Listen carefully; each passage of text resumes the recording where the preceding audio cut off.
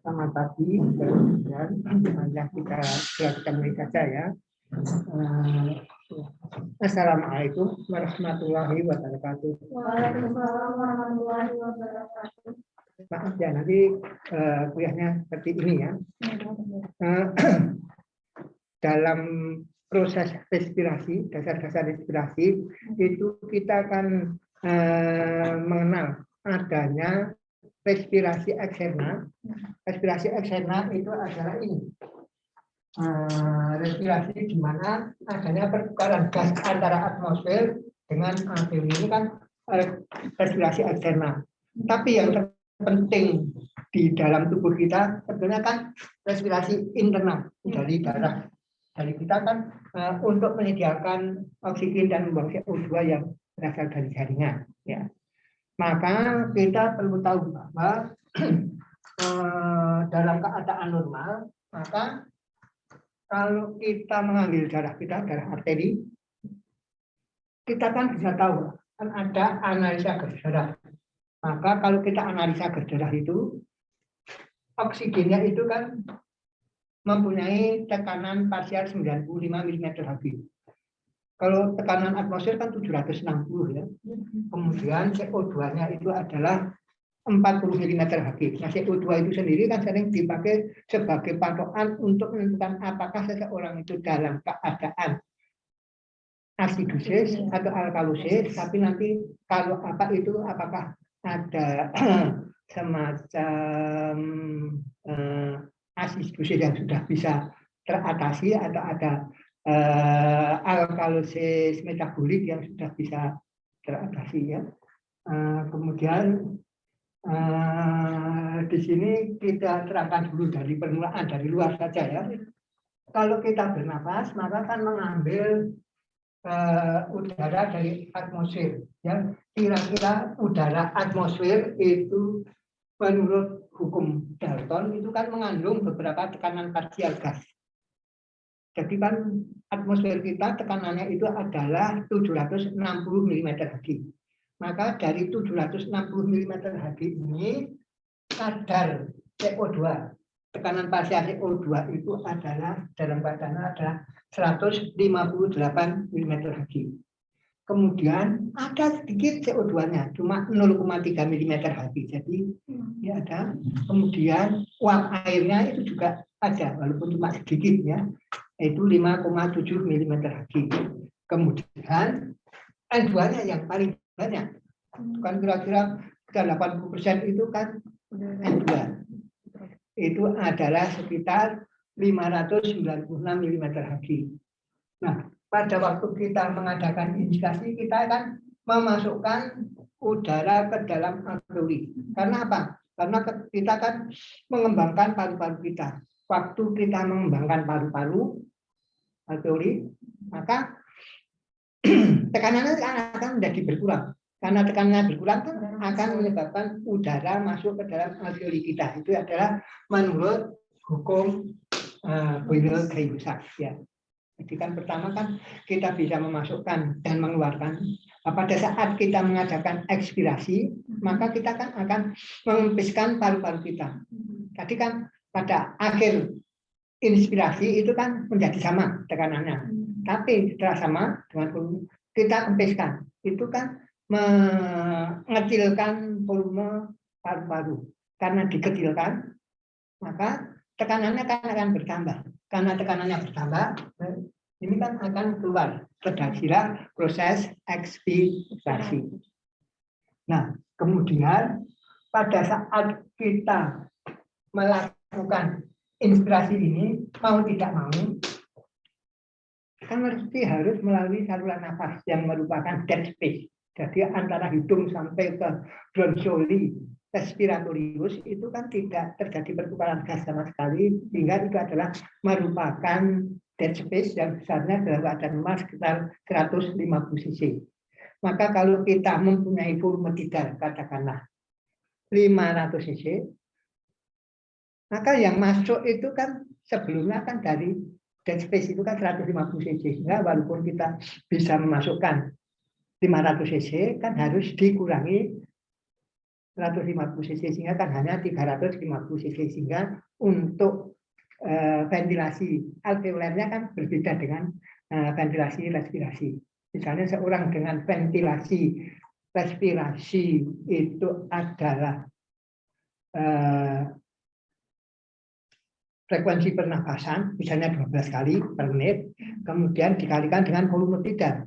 Kalau misalnya volume tidalnya itu adalah 500 dikalikan 12, itu untuk ventilasi respirasinya berapa? 6.000.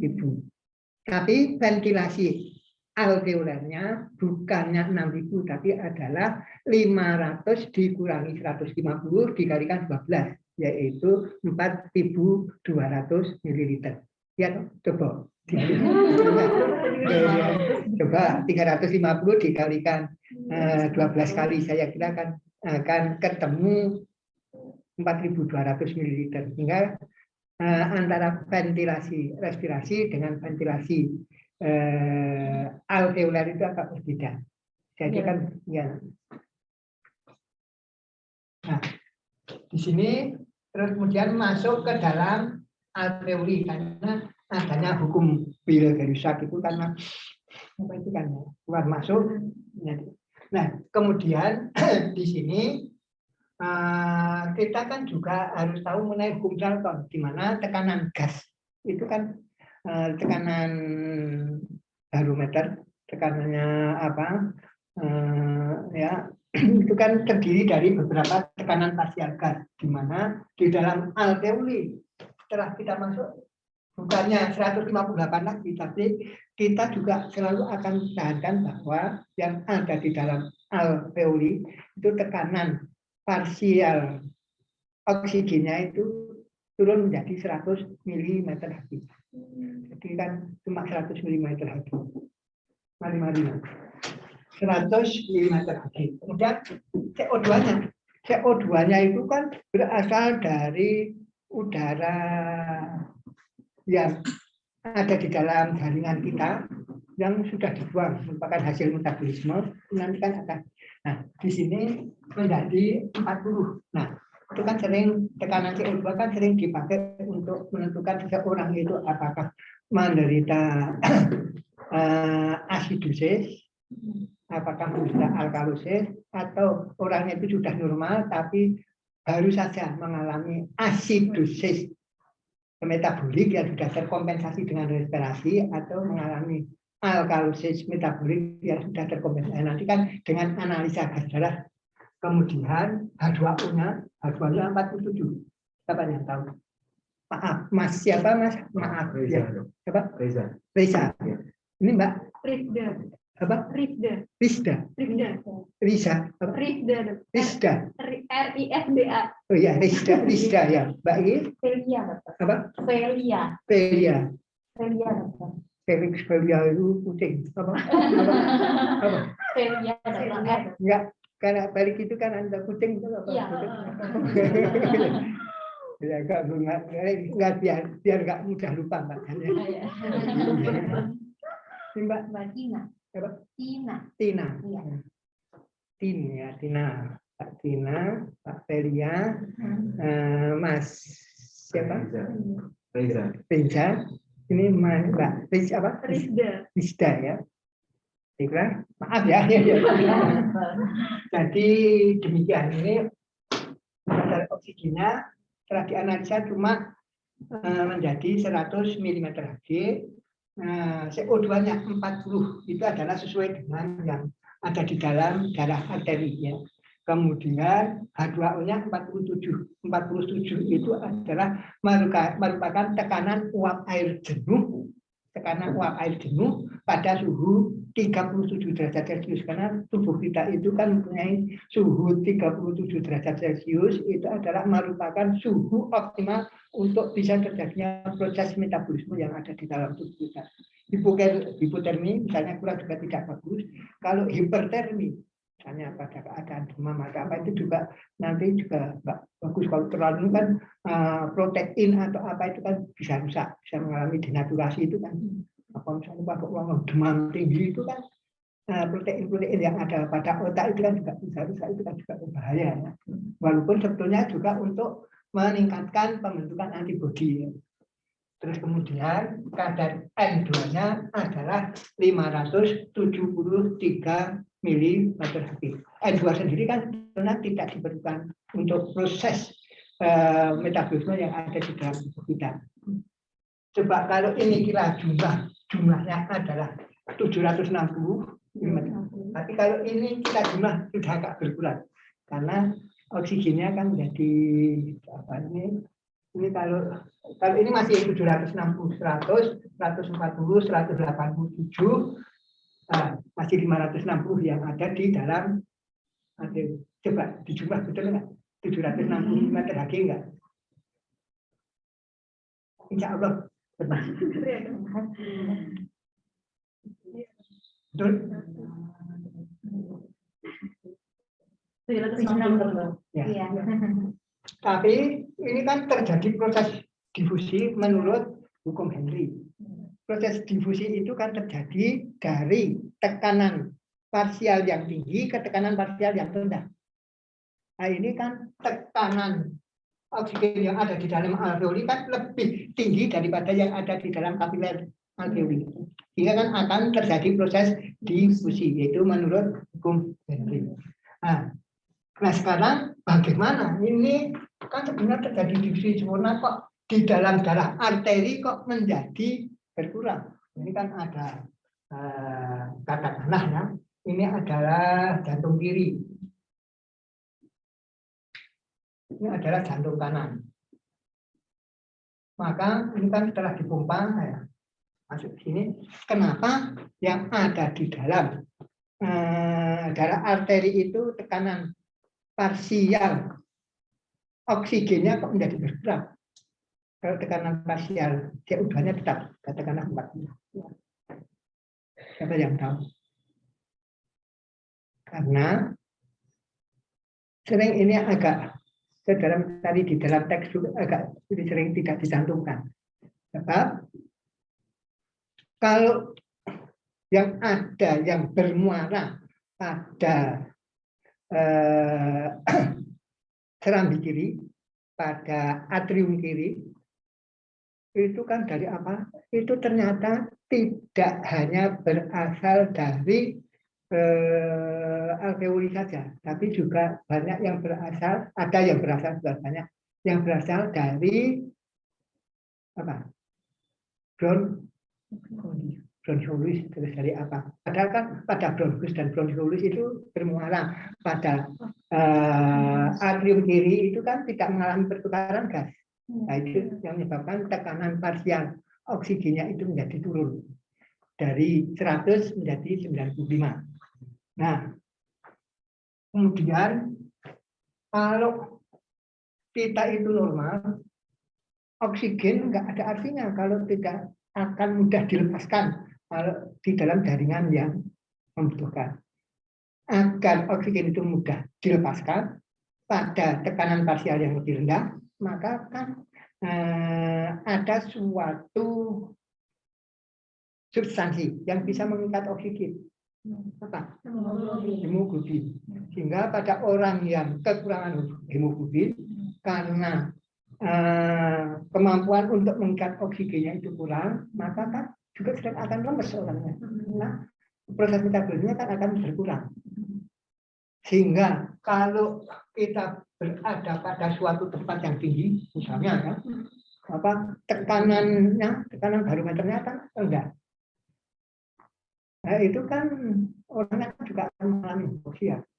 Apalagi misalnya ya, biar ini jadi pengertian kita. Kadang-kadang kita naik gunung asal berani saja. Misalnya Mas Reza, Gunung Himalaya yang tingginya 9.000 meter di atas permukaan air laut. Itu mah asal berani. Kira-kira bahaya enggak, Mas Reza? Bahaya. Apa kira-kira bahayanya? Karena mungkin untuk pertukaran udaranya belum beradaptasi karena kan semakin tinggi tekanan semakin tinggi. Ya, pada orang yang berada pada ketinggian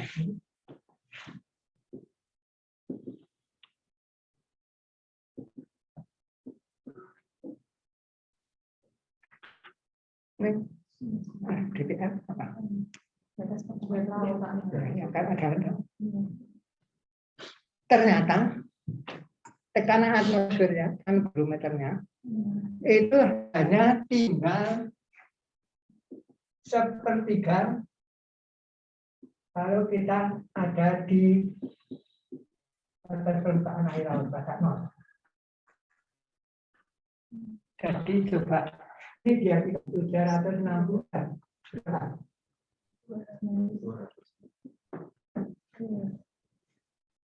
Coba sekarang saya mau tanya saudara, enggak, maka kita itu ada semacam pengertian, jangan cuma ngapal ke apa. Kalau katakanlah mudahnya 250 mm Hg saja. Kalau 1/5-nya itu adalah oksigen, terus 4/5-nya 80% itu adalah nitrogen, misalnya itu enggak ada, kita abaikan. Coba 1/5-nya oksigen, 1/5 dari 250 berapa? 50.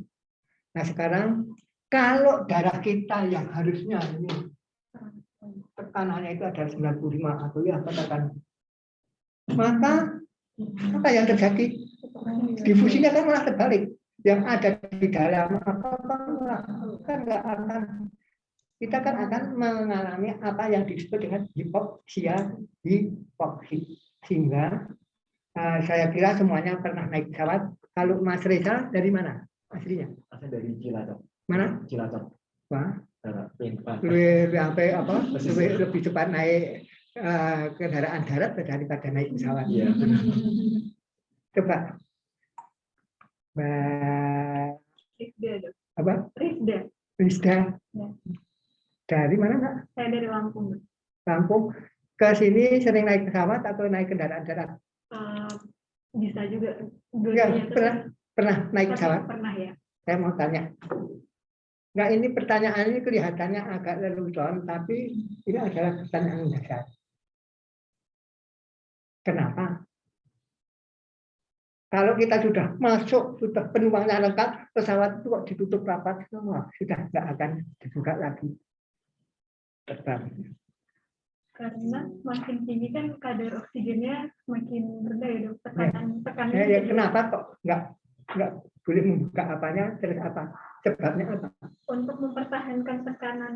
Karena di dalam kabin itu pesawat komersial itu adalah sudah dibuat tekanannya itu sesuai pada saat take off tinggal landas, sehingga walaupun terbang kalau dari Lampung itu mungkin terbangnya akan sama dengan Jakarta sekitar 36.000 kaki atau paling tinggi 40.000 kaki. Sekitar misalnya 36.000 kaki, sepertiganya 36.000 berapa? 12.000 kaki, apa?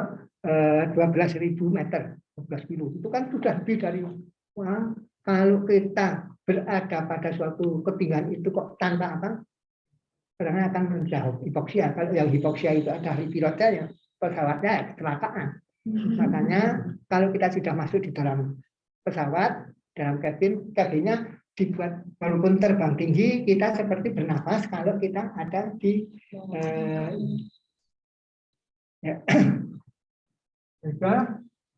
Kemudian ini kan ya, sehingga kalau kita berada di sini kan ada suatu keadaan hipoksia yang namanya hipoksia hipoksik. Tapi kalau ini darahnya itu apa kan ada hipoksia anemik. Tapi kadang-kadang karena yang diperlukan dalam pernafasan itu adalah oksigennya itu kan mau dipakai untuk jaringan. Tapi waktu mau menuju ke jaringan, ini dipompa arteriola, kok di sini ada suatu sumbatan, ada penyempitan. Misalnya yang menyempit atau ada jendalan otak yang menyumbat, yang tersumbat atau yang menyempit itu adalah ke otak. Sering terjadi suatu keadaan yang dibuat stroke. Nah, dengan stroke ya. Kemudian kalau yang tersumbat atau menyempit itu adalah pembuluh darah yang ke jantung, sering terjadi serangan jantung. Itu kan ada miokardial iskemik itu kan juga enggak kalau ini ada pengecan mata ini, kan ini namanya adalah hipoksia iskemik. Jadi kan satu itu adalah hipoksia hipoksik, yang kedua itu adalah hipoksia anemik, yang ketiga ini adalah hipoksia iskemik. Kalau ada, tapi walaupun kita itu sudah bisa menghisap udara dengan bagus dari atmosfer, sudah diedarkan ke ini dengan baik, dibawa oleh darah kita dalam keadaan bagus, ini sudah disampaikan ke jaringan untuk ya. Tapi di jaringan ini sendiri kok ada suatu substansi yang menghambat sehingga oksigen itu tidak bisa berdifusi masuk ke dalam jaringan. Itu kan selnya menjadi tidak bisa bernafas. Kalau selnya tidak bernafas akan terjadi apa, Mas Reza? Biasanya mati. Kak matinya itu ya orangnya juga akan meninggal. Misalnya terjadi dalam keadaan apa ya, Pak? Bisa bernafas ya sel-selnya. Yaitu terjadi keadaan yang disebut dengan hipoksia histotoksik. Hipoksia histotoksik. Histo itu jaringan, toksik atau keracunan pada jaringan. Yaitu misalnya kalau kita minum atau ya memasukkan sesuatu yang berbahaya, racun yang kita sebut dengan, maaf ya, sering di tempat saya itu kalau ada anak maka potas ya, tahu potas? Potas itu bahasa Inggrisnya dari kalium, kan potasium. Tapi potasium yang berbahaya itu adalah yang bersenyawa dengan sianida, KCN. Nah itu kalau kita apa ya, sehingga jangan coba-coba. Ini Mbak apa ya? Mbak Rita tadi lupa itu Mas Reza, Mbak Rizda, Felia, ya, Mbak Pina, ya, jangan kali-kali mencoba Mbak Pina. Kemarin kalau nyebut ke jenis mana kita nyoba Pak. Racun tikus piratan itu yang apa? Ya jangan coba nanti. Enggak itu sedikit saja sudah sangat berbahaya ya, karena nafas tidak bisa bernafas. Apa kok nafas? Sel-sel tidak bisa bernafas. Itu terjadi suatu keadaan yang kita sebut dengan hipoksia histotoksik. Jadi kan ada semacam itu ya. Baiklah, ini mengenai pernafasannya ya. Jadi kadang-kadang kita ingin kalau kita bernafas itu kan mesti kalau kebutuhan oksigen yang kita perlukan itu banyak, maka kan kita akan bernafas juga masukkan oksigen yang banyak. Memasukkan oksigen yang banyak kan bisa dengan menambah frekuensi respirasi, tambah, tapi juga akan menambah volume kita. Mereka diperbesar. Tapi kalau kita dalam keadaan biasa istirahat kan nafas pelan, volume dadanya ya. Tapi kalau kita olahraga karena dibutuhkan mengadakan pembuangan CO2 yang banyak, kita kan akan membuang CO2-nya dan juga mengambil oksigennya yang besar, sehingga kan akan menaikkan pernafasan kita. Tapi aliran darahnya pun kan juga harus dinaikkan.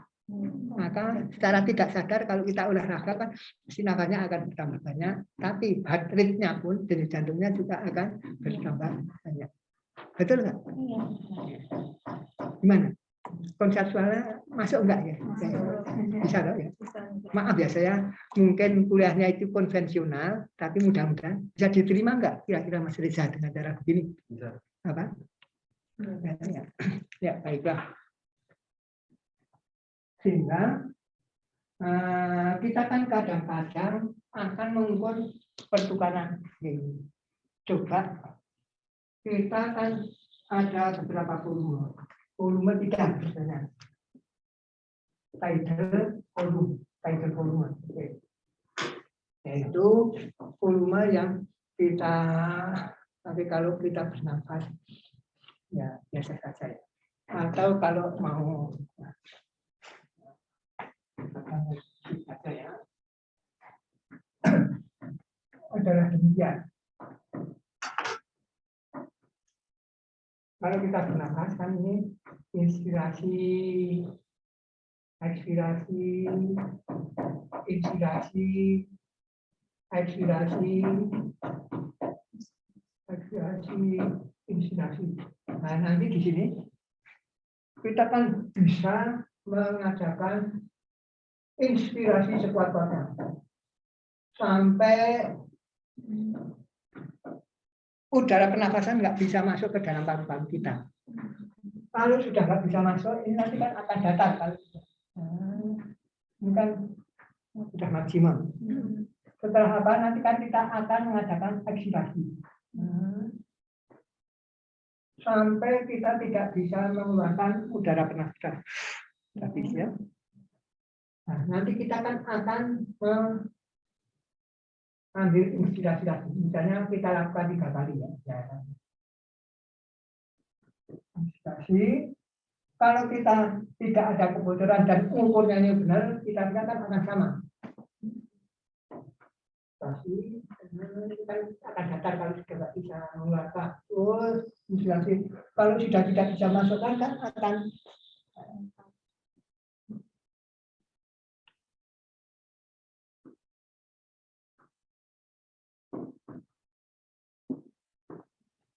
maka kita akan mengukur volume pernafasan ini di mana ini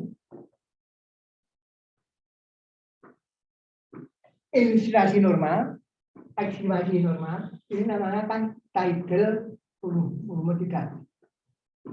Yang besarnya berapa tidal volume atau volume 3 itu? Besarnya kira-kira ya sekitar 500 ml. Coba ya, kalau kita menulis L itu aturannya tangannya L-nya itu tulisnya besar. Tapi saya kok sering melihat pada truk Pertamina yang bawa minyak itu kok L-nya kok masih 16.000 liter. Itu hasilnya besar kan. Tapi nulis M ini kan artinya mi ya, mililiter. Kita juga harus hati-hati. Dulu ada juga mahasiswa S2 dari Semarang, dari Semarang atau mana ya, yang dari sana membuat suatu proposal penelitian mengenai pengaruh bronchodilator pada apa itu ya. Dia menyebutkan bahwa ada penderita asma di seluruh dunia ini sekitar 300 miliar. Saya kaget. Banyak. Walaupun dia mungkin itu karena di tempat kita itu sering ada kesalahan dalam menulis. Saya tanya ke Bulan Putri, saya lupa. Mbak, seingat saya penduduk dunia itu cuma 7 miliar. Masa yang sakit sampai 300 miliar? Apa mungkin? Coba dilihat, itu ngambilnya dari mana? Oh, dari jurnal. Coba dilihat ya. Akhirnya kan ada. Memang betul dia itu mengambil dari jurnal apa? M itu kalau internasional, satu internasional itu adalah mega. Tapi di tempat kita M sering dipakai untuk mengistilahkan miliar. Itu salah, bisa. Karena M itu baru 10 pangkat 6. Tapi kalau 10 pangkat 9, miliar itu adalah kalau pakai fisika itu adalah 3. Tapi kebetulan dalam bahasa Inggris mega, million itu sama, yaitu juta. Singkatannya M. Ternyata hanya 300 juta. Ya. Ternyata memang betul, memang penderita penyakit asma itu ya sekitar antara 3-4%. Kalau 3-4% kan 3% dari 7 miliar, kira-kira sekitar 300-an. Oh iya, ini dari apa? Kita ambil dari jurnal apa? Nah, ya itu kan dari yang harusnya million diterjemahkan miliar. Kalau anu kan giga. Nah, sekarang kita sudah dilatih untuk bisa membiasakan penggunaan itu. Misalnya harganya berapa? 4K, 4 kilo berapa? Tapi jarang yang pakai 4M, dikira 4 miliar ya. Tapi 4 mega itu 4 juta. Mega itu kan kalau miliar itu kan giga. 10 × 2 itu giga. 10 × 15 apa?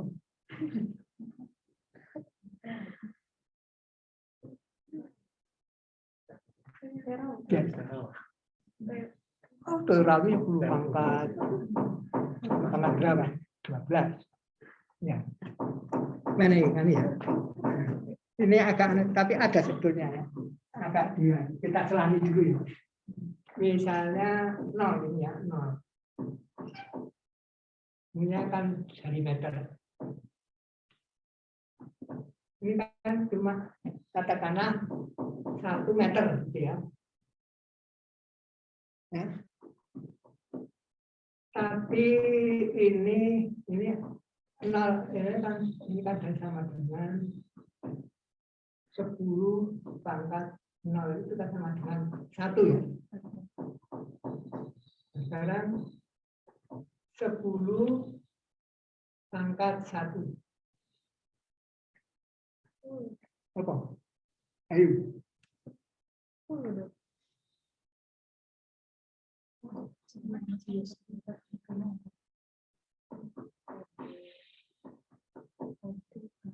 Jalan.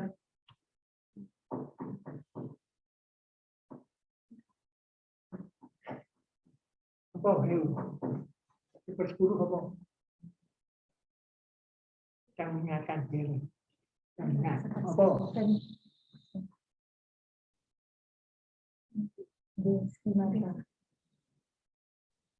Desimeter, desiliter, ya kan? 10.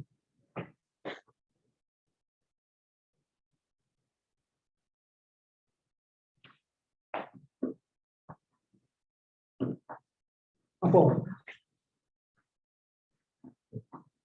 Nah, misalnya Mbak Ina, apa? Mbak Ina.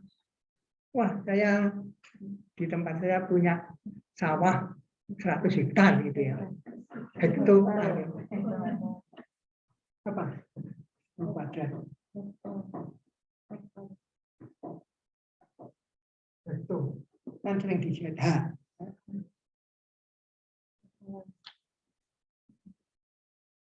Apa itu? Wah, saya mempunyai tinggi 160 cm. Senti apa? Senti kan 1/100.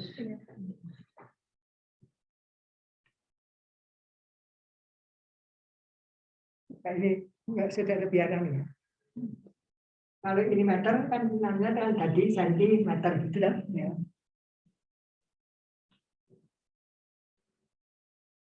Apa?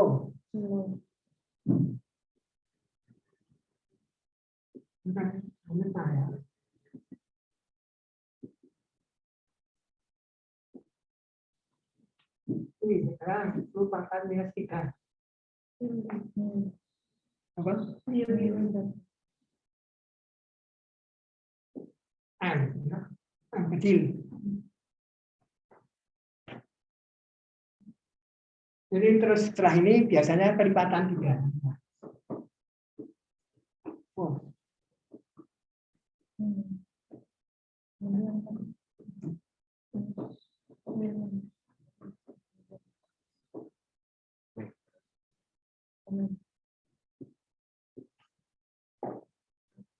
Dengan frekuensi 100 MHz ya.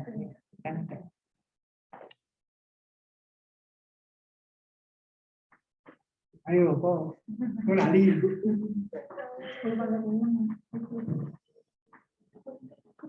Apa ayo.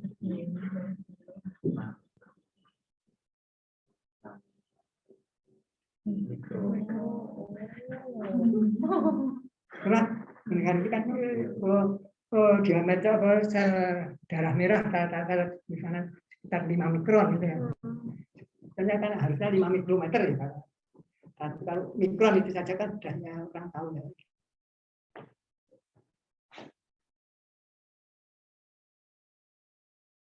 Apa, Pak?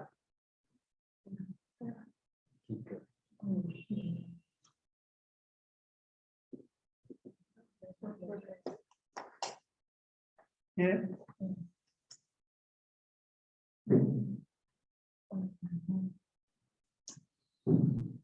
Sekolah itu sudah kecilnya bukan hanya dalam mikron saja, tapi sudah satuannya adalah apa? Nano.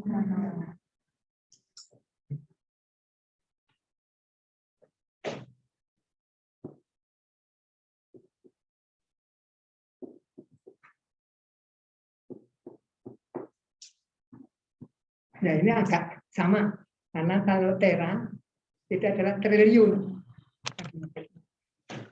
Kalau tera adalah triliun. Nah, kita jarang keliru kalau ini. Sekarang kalau ini pangkat minus 12. Yuk. Nah, misalnya apa? Pikometer apa ya? Pikogram misalnya kadar apa hemoglobin yang ada di dalam setiap eritrosit itu berapa? Masalah piko.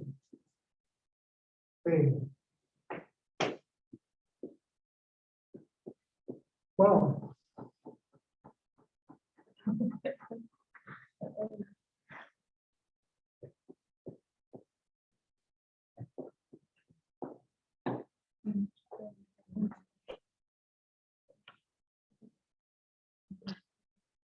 Oh, yuk.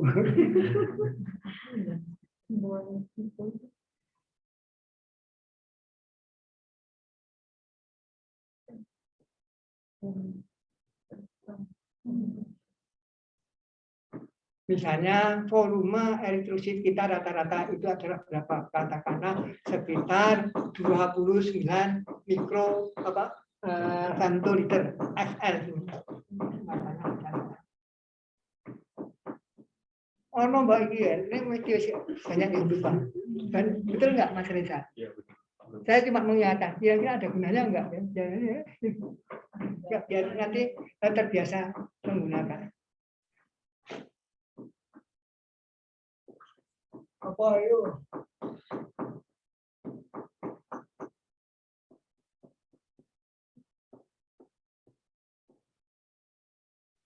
Eksa.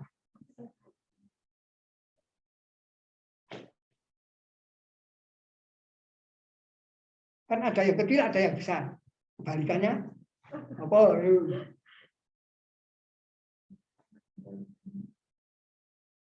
Apa ya? Atom.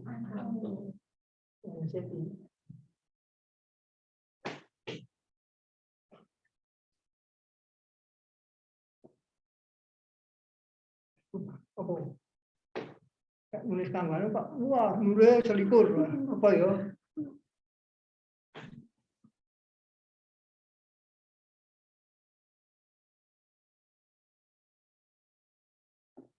Septa. Ini singkatannya adalah sel.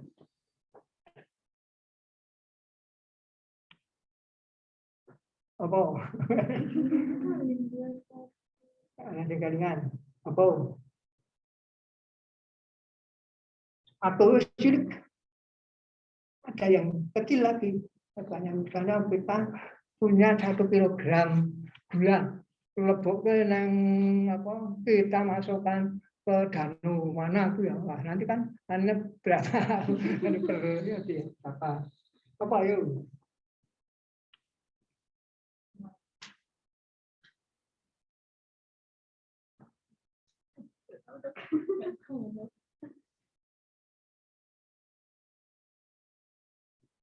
Gampangannya set kecil, satu. Lalu yang set besar itu adalah setan. Yang saya ketahui cuma sampai 24.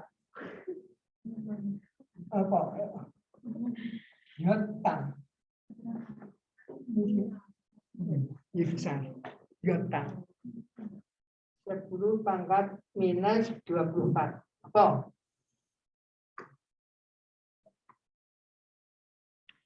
Singkatannya kembalian dari itu. Ini J kecil. Apa?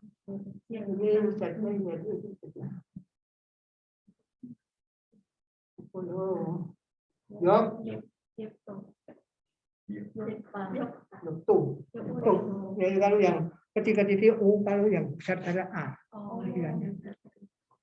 Serta taruh Sabtu. Kemudian Yota taruh Sabtu. Maaf loh, ini cuma aneh ya, biar tahu nih. Apa? Apa? Dapat ilmu baru, Dok. Jarang tahu yang apa? Baru tahu bahkan yang atas dan bawah itu. Apa? Banyak yang baru tahu juga, Dok. Kira-kira ada gunanya enggak gini?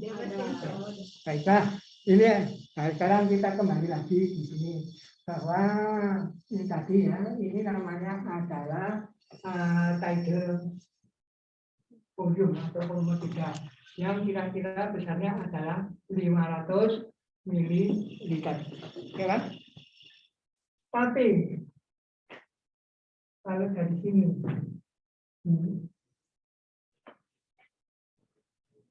ini dari sini, ini namanya apa?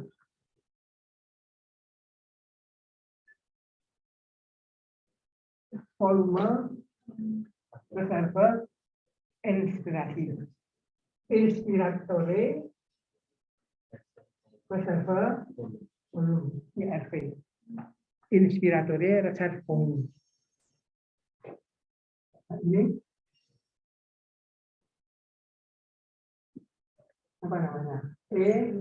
ERV. Expiratore reservoir volume. Tapi kalau ini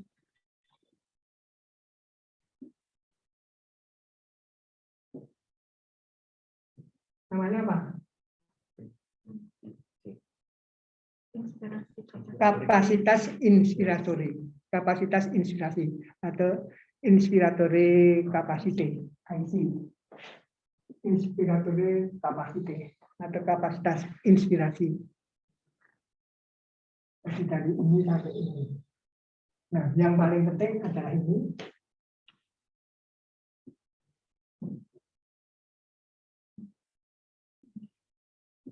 Apa? Dari bernafas, inspirasi sekuat-kuatnya, keluarkan sekuat-kuatnya sampai nggak bisa keluar. Namanya vital capacity atau kapasitas vital. Vital capacity. Sebetulnya masih ada di sini. Ini nanti kan ada di sini. Ini adalah katakanlah residu, residu. Residual volume, residual volume. Tapi dari sini sampai ke sini namanya apa? Total volume. Total volume. Jadi kita kan, nah sekarang yang paling penting itu adalah mengenai apa yang disebut dengan vital capacity, karena sering diperlukan untuk mengetahui apakah paru-paru kita itu mengalami penyempitan atau restriksi atau tidak.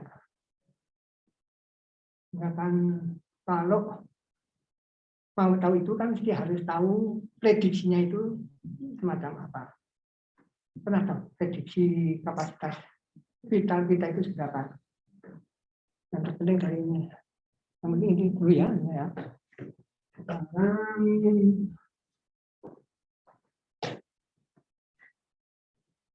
Vital capacity prediction pada seorang ya. Tapi juga ada vital capacity prediksi pada seorang wanita. Itu agak beda. Pada seorang ya berapa? Ini sering di dalam sering nggak dibuat turun sehingga sering mengalami kesalahan dalam membuat. Ini adalah sebesar 27,63 Ini kita hitung fisika saya.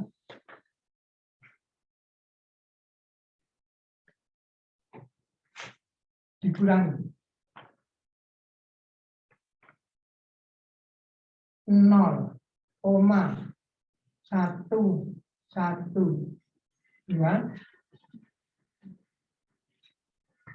dikalikan umur X dalam tahun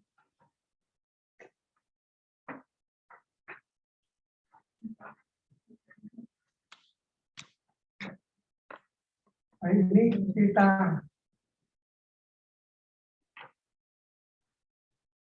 dikalikan tinggi badan bodi dalam sentimeter ya, akan ketemu kapasitas kita ini dalam liter prediksinya. Tapi kalau pada wanita ini adalah bukan 27,63. Jangan iri dibuat lebih kecil, kenapa ya? 21,78 dikurangi 0,101 dikalikan umur dalam tahun tutup kurung ini height body tinggi badan dalam sentimeter akan ketemu dalam milimeter. Kalau bisa mencapai itu 80% saja sudah dikatakan normal. Tapi kalau kurang dari 80% sering dikatakan ada restriksi. Misalnya, Mbak Tina tingginya berapa? 149. 149. Mbak Heli ya? 163 mungkin. 2 cm. Yang di antara ini yang tertinggi, di antara bertiga. Misalnya 160 gitu saja ya, ini gampang ya. Mbak Tina, Mbak Tina, Mbak Feria. Nah, ini biar kita bisa masukkan. Atau kalau Mas Reza, berapa? Tingginya berapa? 167. 167. Itu agak angel ini ya. Tapi untuk yang pria saja ya. Coba.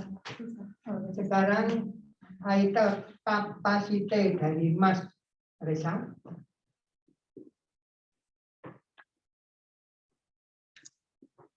Itu adalah sama dengan berapa?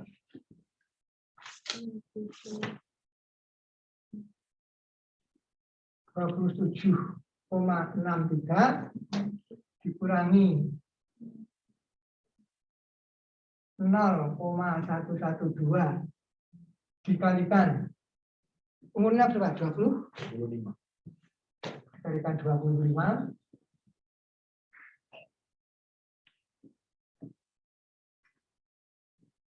dikalikan 170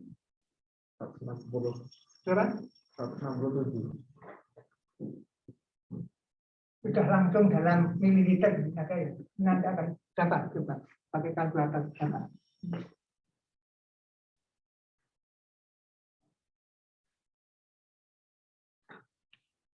Ini dulu dia tarik baru dikalikan.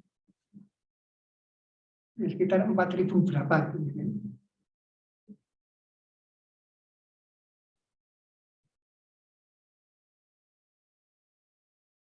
Wah, cepat ngaku kalkulator. 4.146. 4.146 mili sudah. Tidak usah diadukan kan. Kalau dulu ambil yang dulu yang 163 ya Pak ya. 163 ya. Siapa Pak? Elia. Kebetulan adalah putri, ya? Iya. 21,78 dikurangi 0,101 dikalikan umur 2. berapa? 22. 22. Untuk burung tinggi badannya adalah 163. Coba kira enggak? 3.000 dok, 3.187. 3.187 187. meter. Nah, kalau bisa sampai itu 100% bagus. Tapi 80% dari kapasitas vital di sini sudah dikatakan normal. Tapi kalau kurang, biasanya ada restriksi. Entah itu ada fibrosis pulmonis, entah karena sendi pada dadanya itu kurang bagus, entah karena otot-ototnya itu juga kurang kuat, ada yang namanya restriksi. Misalnya ya, saya cuma acak saja ya, ini enggak ada ya. Misalnya Mas siapa Reza ini, kok diukur? Kalau dari posturnya kecil, nggak begitu gemuk, termasuk kurus kalau menurut saya. Berapa Mas? BMI-nya berapa? Kalau nggak salah kita perhatikan dulu. Saya kira mendekati 19,6 sekitar. berapa? 19,6. 19,6. 19,6. Oh ya, masih normal tapi agak bawah ya. Nah, sekarang misalnya ya, saya cuma acak dulu saja karena belum pernah diukur kapasitas vitalnya. Katakanlah misalnya Mas Reza ini diukur kok cuma mencapai 3.600 ml. Coba yang harusnya sekian, ada nggak 80%? Coba 3.600. Berarti Ada dok. 3.000.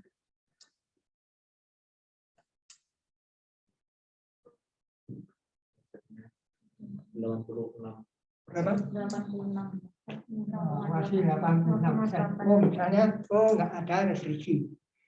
Tapi ada mahasiswa dari Malaysia. Kalau lihat namanya, itu adalah keturunan India. Dia memiliki kapasitas vital terhadap kapasitas vital prediksinya itu adalah, kalau nggak salah itu adalah 109% dari kapasitas. Memang uangnya itu sering kemana-mana beda. Saya sering lihat latihan basket, orang ya itu wah medeni, bodinya memang bagus ya. Tapi walaupun bodinya bagus, dia memang sering latihan karena rumahnya di Pugung. Kalau kuliah dia cuma nyepeda, tapi kalau karena rumahnya dekat, kalau sore dulu sering latihan basket. Diukur waktu kuliahnya itu 20, kelihatannya. Kemudian ini total ya, yang saya ngalami sendiri dan ukur sendiri. Ada seorang mahasiswi farmasi. Kebetulan saya ukur mendapatkan kapasitas vital sebesar 103% dari kapasitas vital. Bagus. Saya tanya, dia nggak mau jawab. Apa saya nggak tahu mau jawab. Tapi ada temannya, apa Mas kok bisa kapasitas vitalnya bagus? Ya dok, itu karena dia adalah pelatih aerobik. Pantas oh ya, karena sering gerakan apanya kan. Sampai saya sekarang pun saya sudah berumur 72, saya masih mempunyai kapasitas vital yang relatif bagus karena dulu saya memang kemana-mana beda, tapi saya biasakan. Setelah pun saya mohon juga begitu. Entah nggak ada apapun, coba kadang-kadang menarik nafas banyak-banyaknya. Keluarkan sebanyak-banyaknya. Sehari cukup 10 kali saja, tapi lakukanlah secara acak agar compliance paru-paru itu bagus, terus kemudian elastik roikelnya juga bagusnya akan bisa. Tapi kan kadang-kadang malas mau 10 kali saja kan nggak berat. Tapi kita mau mengerjakan secara rutin, kontinu itu yang kok malas. Sampai sekarang saya umur 72, saya agar badan saya itu tidak menggeluk gitu ya, tidak apa, saya setiap saya enggak saya lakukan setiap habis mandi itu. Jadi ini kanan ya, ini ya. Nah, saya meletakkan ini, terus agar otot-otot punggung itu selalu habis. Karena kalau nggak hati-hati, kalau sudah tua itu agak tapi kalau kita membiasakan agar otot-otot punggung itu juga insya Allah tomosidusnya itu akan bisa terjaga. Gimana? Kelihatannya sederhana. Saya lakukan cuma waktu mandi itu ya berapa 10 kali atau ya kalau 20 kali. Nah, katanya sesuatu itu kan sering harusnya dilakukan. Kalau cuma malas-malasan dan kita tidak akan bisa mendapatkan. Sosok rasa sinau, sok pinter. Betul nggak? Kira-kira Mas Reza? Ya kita. Nah, menurut saudara gimana? Kalau posturnya kan masih ya maaf kalau gigi saya sudah, tapi saya malah agak memang enggak saya karena saya juga mau karena gigi palsu itu orang pena, tapi saya dengan ini malah memang dari penampilannya dari estetikanya kurang. Tapi saya makanya malah bisa hati-hati, nggak bisa sehingga bulan Januari kemarin saya dilakukan general check up, darah semuanya masih normal, kemudian paru-paru saya masih kapasitas vitalnya masih normal, saya masih lebih dari 80%, masih 84% atau dari saya. Terus kemudian karena semuanya normal, saya dilakukan tes kebugaran di treadmill, ternyata juga masih bisa mampu untuk yang masih bagus, juga kan nggak ada saran apa-apa. Aku nggak tahu olahraga, saya itu olahraganya apa, tenis saja juga nggak bisa ngitungnya, terus pokoknya saya selama masih bergerak, saya bergerak. Saya cuma memakai apa yang dilakukan oleh Rasulullah. Berhentilah makan sebelum kenyang, kemudian saya juga kalau kita masih bisa duduk ya turun, jangan tiduran. Kalau masih bisa berjalan ya jangan cuma berdiri. Pokoknya kita itu selalu aktif. Nggak usah pakai apalagi seumur saya 72 tahun sudah nggak usah. Melakukan suatu apa yang sifatnya kompetitif, karena apa yang bersifat kompetitif kan mesti kepengin mengalahkan musuhnya. Nggak tahunya jantungnya mungkin juga tidak tahu nggak kuat, fibrillasi misalnya. Gimana? Nah, maka saya ini adalah kemudian kira-kira ada benar nggak ya yang saya katakan tadi? Tanya. Terus kemudian ada yang di dalam textbook itu nggak ada. Ini kan ada kapasitas total, yaitu total total volume, total volume atau kapasitas total. Itu kan ininya itu adalah volume residu. Gimana cara menghitungnya? Sering di dalam textbook atau sering saudara agak hanya dikatakan bahwa sering bisa diukur dengan memakai sampling gas. Coba saya tulisnya biar nanti tahu. Sampai jam 11:04 ya nanti sampai.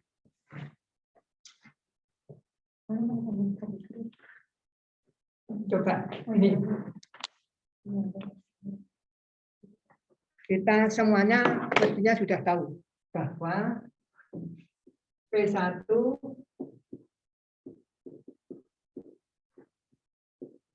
apa ini?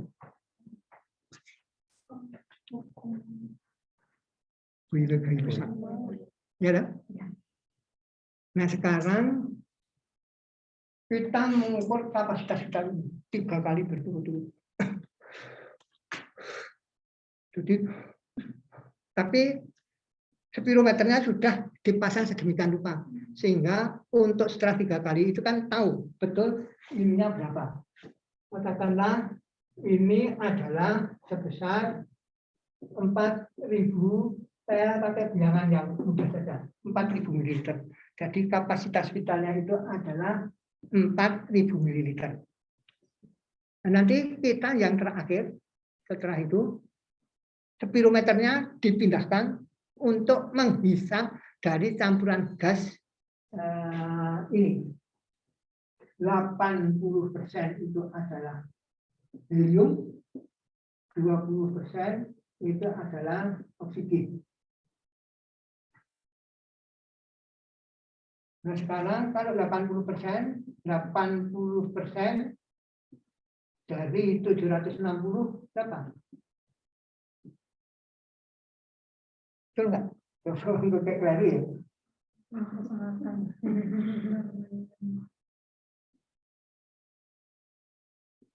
Mudah-mudahan benar. Mudah-mudahan saya belum pikun. Itu masih apa? Ingatan saya. Betul nggak? Apa? 152. Betul.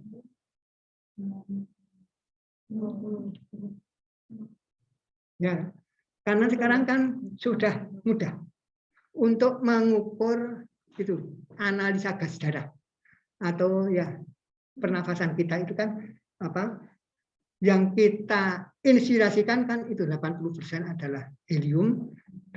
Nah sekarang 80% itu kan sama dengan 608. Ini adalah P1-nya. P2-nya kita belum tahu dari gas helium itu. Karena Pak helium kan tidak dipakai apa-apa dalam pernafasan. Tapi kalau pakai nitrogen, mungkin nitrogen itu masih bisa menembus apa. Tapi kalau pakai helium, helium itu aman untuk mengukur.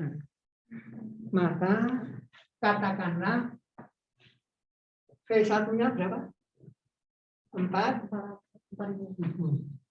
V1-nya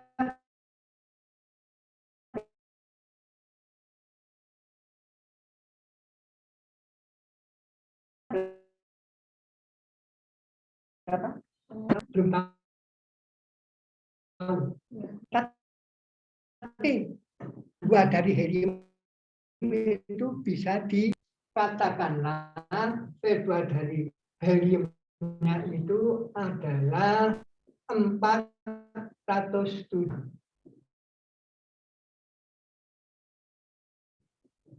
Itu kan bisa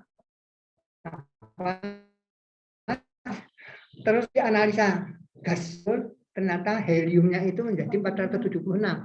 Kalau tidak ada pengenceran kan mestinya juga akan tetap 608. Nah sekarang V2 atau merupakan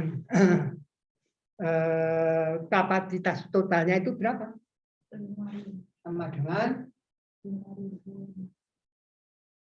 4.000 kali 608 dibagi 476. 5.109,247.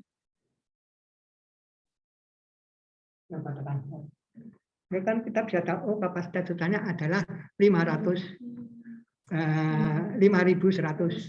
misalnya. 5.110 misalnya ya. Sehingga volume residunya kan bisa dihitung. Yaitu 5.110 dikurangi 4.000 jadi 1.109 atau 1.110. Caranya adalah begitu. Jadi dengan tapi saya kira saudara mencari pada buku-buku apa sering cuma dikatakan begitu ini ya saya coba-coba yang mudah-mudahan ada manfaatnya ya. Ya kan? Yuk kita mencarinya. Nah, sekarang saya tambahi sedikit mengenai ini tadi kita sudah yang terbang. Kalau yang terbang itu kalau tinggi, kalau pesawatnya itu kebetulan pesawat kecil-kecil misalnya ada di Kalimantan atau di Papua itu sering ada kecelakaan karena pesawat kecil itu sering kabinnya itu tidak dibuat dengan tekanan yang sama waktu tinggal landas take off sehingga kan kecil sama dengannya sehingga untuk menghindari agar tidak nabrak gunung dia meninggikan pesawatnya. Tidak tahunya meninggikan pesawatnya itu adalah meninggikan dengan tekanan yang sudah akan menyebabkan terjadinya hipoksia. Kalau ada hipoksia, orangnya pingsan. Kalau yang pingsan itu adalah pilotnya, kecelakaan pada pesawat kecil biasanya itu. Tapi kalau pesawat komersial yang besar seperti Boeing 737 ataupun Airbus yang apa ya sudah kabinnya sudah dibuat.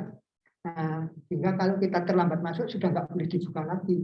Sehingga dulu kan ada, kalau pernah baca, ada seorang kepala desa atau apa naik pesawat mau membuka pintu daruratnya itu. Nah, kan terpaksa gagal terbangnya karena sudah apa ya nggak tahu kalau pesawat itu sudah apa kan nggak boleh dikira naik bus saja ya bisa. Wah, ambil ini cuma bagian. Nah, kemudian juga ada mau saya bicarakan mengenai diving. Kalau diving menyelam. Diving. Siapa yang masih ingat kira-kira sekitar 3 atau 4 tahun yang lalu sebelum ada pandemi?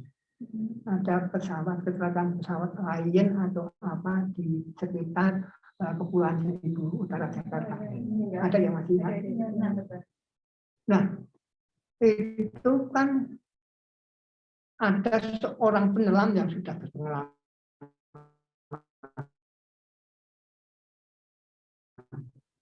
Hanya itu mau mengambil black box-nya, kotak ikannya, itu kan apa? Ya, itu kan malah meninggal. Itu kira-kira meninggalnya karena apa?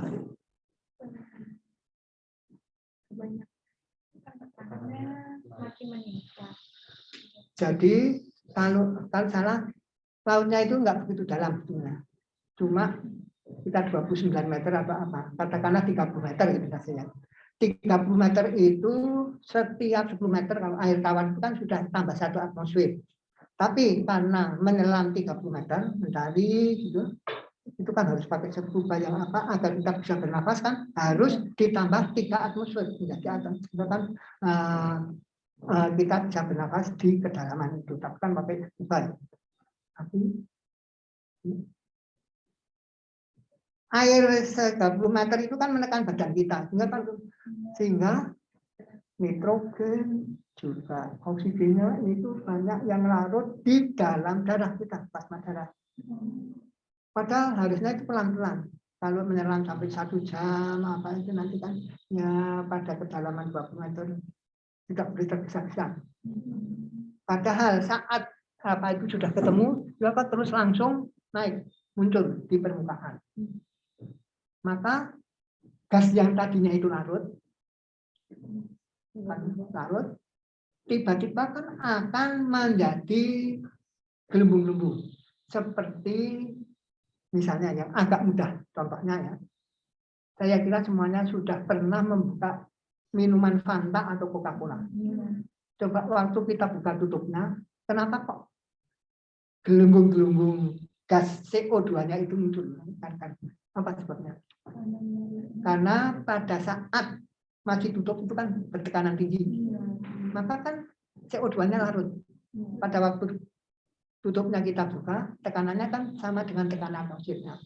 Nah, kira-kira kalau kita menyelam pun, pada waktu menyelam malah nggak apa-apa. Makanya kan harus pelan-pelan. Tapi pada saat muncul akan terjadi suatu D itu hilang, kompresnya hilang. Kan akan menjadi gelembung. Sehingga kan gelembung-gelembungnya di dalam plasma darah. Nah, itu kan bisa apa kan bisa menyumbat salah satu cabang pembuluh darah. Nah, kan beralih dari penyakit dekompresi. Nah, yang saya sayangkan, kenapa? Sudah diketahui kalau itu adalah penyakit dekompresi. Itu mestinya kan harus dipersiapkan sebelumnya. Dipersiapkan sebelumnya oleh kapal yang menerjunkan si penyelamnya itu. Tapi diketahui itu menderita penyakit dekompresi, kok dadak itu apa bahasanya Indonesia kok? Ya, terpaksa harus dikirim ke Jakarta. Padahal dari Pulau Seribu sampai apa itu memerlukan waktu saya kira lebih dari 5 menit. Mungkin sampai 1 jam. Ya lek mati kok. Harusnya kapalnya itu sendiri harusnya dilengkapi dengan ruangan chamber, yaitu chamber ruangan hiperbaric room, hiperbaric chamber, kalau kapal selam masuk, nah, tekanannya kan dari tekanan tinggi pada waktu menyelam itu berapa, misalnya menyelam 30 meter, ya kira-kira kan dimasukkan pada tekanan 4 atmosfer, nanti dikurangi pelan-pelan, sehingga kan tidak akan terjadi penyakit dekompresi. Kenapa kok kapalnya itu sendiri?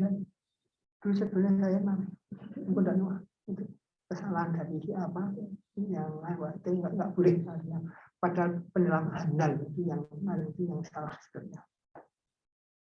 Nah itulah, ya mudah-mudahan apa yang saya kuliahkan, walaupun ini kelihatannya apa, benar. Gimana? Kira-kira ada masukan baru atau ada ilmu baru yang saya berikan nggak dalam kuliah yang sesingkat ini? Banyak Apa? Banyak. Gimana? Mungkin dalam buku-buku sering tidak ya. Kebetulan sudah berapa kali ya sering saya memberikan diskusi panel dengan dokter angkatan udara yang apa mengenai bagaimana simulasi orang itu kalau ada hipoksia, cara menimbulkannya hipoksia bagaimana. Tapi selama ini memanggil ya dari angkatan laut yang menyelam sehingga ada apa yang diving itu belum berhasil. Yang dari angkatan darat mungkin sudah lebih dari 5 kali saya sering. Mungkin ada pertanyaan, insya Allah kan. Dengan ini saudara sebetulnya bisa belajar sendiri buku-buku teks yang apa, tapi mungkin ada yang tidak tertulis dalam buku-buku teks yang apa, yang saya ketahui tentang bagaimana mengukur kapasitas total, kemudian mengenai ya diving, terus apa itu kan ya. Bukan jawab. Ya.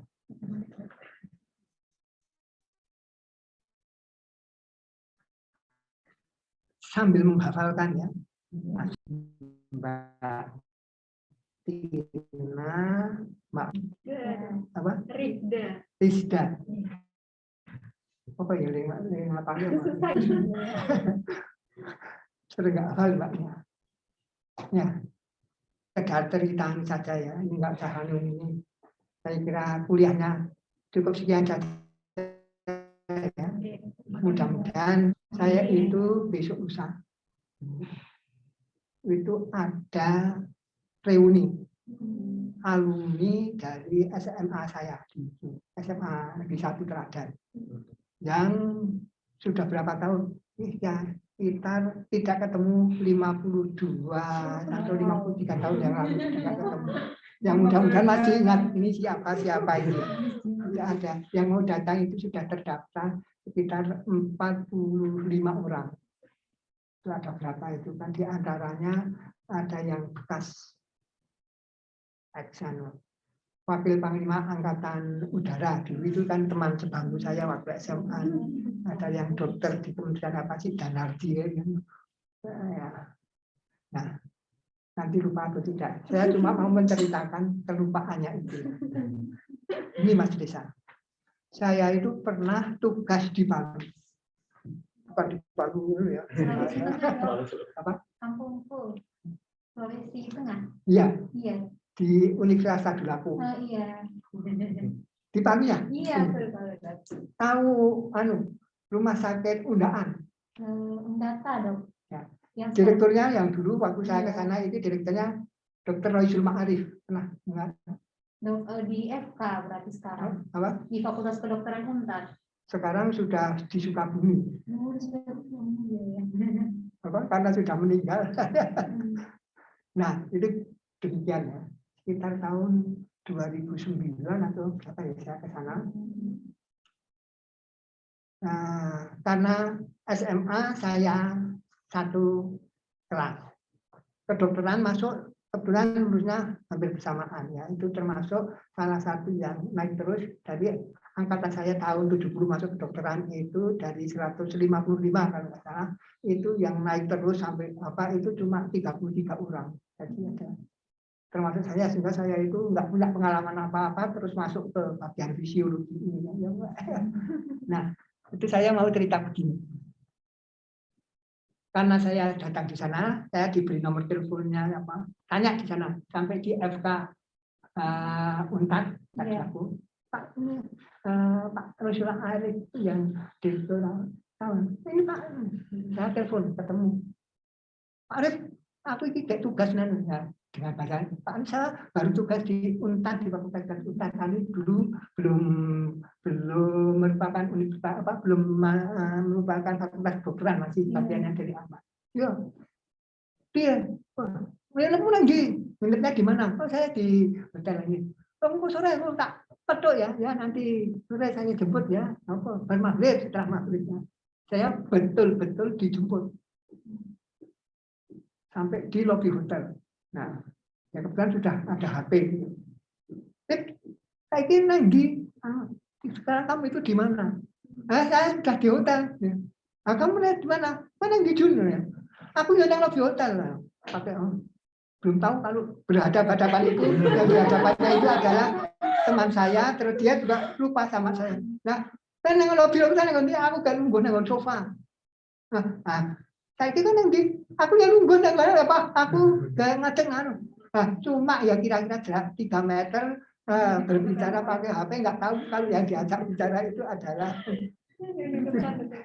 Itu saya cuma mau menceritakan apa. Sudah betul-betul lupa bapak yang sudah apa? Nah, awakmu saya kok nemu kok yang ternyata lupa. Nah, ini besok lusa mau apa itu mungkin juga sudah banyak yang pangling, sudah banyak yang apa. Maaf ya, ini cuma cerita saja. Baiklah, sekian saja. Terima kasih atas perhatiannya. Mudah-mudahan bermanfaat, dan saya beranggapan bahwa sebaik-baik manusia itu adalah manusia yang paling banyak manfaatnya untuk dirinya sendiri maupun untuk lingkungannya.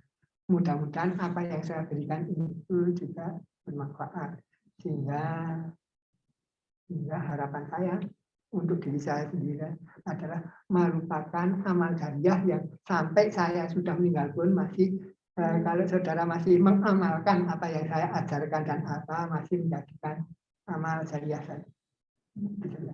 Boleh saja begitu ya. Kira-kira gimana? Saya punya harapan enggak. Ya saya begitu itu, insya Allah ya. Yang datang, yang hadir ini adalah Muslim semua. Ada asli sama. Kalau yang lain Muslim saja. Ya. Andai kata ada yang saya tidak akan mengatakan itu. Ya, saya kan juga sering harus toleran, ya, jangan sampai terus. Sekian saja. Selamat siang, selamat untuk melanjutkan aktivitas selanjutnya. Sampai ketemu lagi. Kapan? Tanggal 2 dengan tanggal 3, Dok. Kamis dan Jumat depan. Hari Kamis jam 10, hari Jumat depan jam 1. Jam 4 sore? Jam 1, Dok. Kamis depan insya Allah jam 10, hari Jumat depan jam 1. Oh, jam 1, jadi habis Jumatan ya? Iya. Yang Kamisnya jam 10. Ya. Iya. Itu tentang praktikumnya atau? Tentang materi, Dok. Tanggal 2 itu materinya prinsip difusi gas dan rasio ventilasi perfusi. Oh, ini tadi mengenai belum ya, misalnya antara rasio ventilasi alveoler dengan apa, insya Allah nanti atasnya. Iya. Yang hari Jumat tentang transport gas. Oh, jadi sudah apa misalnya adanya apa, nanti kan terus kemudian hemoglobinnya itu gimana, insya Allah. Terima kasih. Agak melenceng. Gimana kuliahnya, melenceng nggak? Kan dapat, maksudnya dapat pengalaman juga dari cerita. Maksudnya dapat satuan-satuan gitu. Betul nggak Mas Reza? Kan banyak yang lupa satuan apa? Nah, ya itu yang saya herankan itu. Wong harusnya itu kalau mega itu kan baru juta, milian itu kebetulan sama. Kok dikira miliar itu loh. Nah, karena di sini kan sering bupati ini bermasalah karena ada korupsi sebesar 10 M misalnya. Karena di sini 10 M kan bukan mega, bukan juta, tapi adalah 10 miliar. Betul nggak, Mbak? Apa? Tidak. Kelihatannya ini kan sudah sekarang ada kebebasan untuk tidak memakai hal itu. Selamat siang. Assalamualaikum warahmatullahi wabarakatuh. Waalaikumsalam warahmatullahi wabarakatuh. Terima kasih dokter. Oh, ini juga. Maaf dok, boleh Apa? boleh saya Kami foto, fotoin nanti ini. kami hapus nggak apa-apa. Kalau yang hapus nggak apa-apa, dia yang hapus dokter. Oh, ya. Iya dok. Buat teman-teman yang Malah, enggak ini kan ya orang-orang aneh yang kadu-kaduan. tapi yang isinya dok. Apa? Ada videonya dok.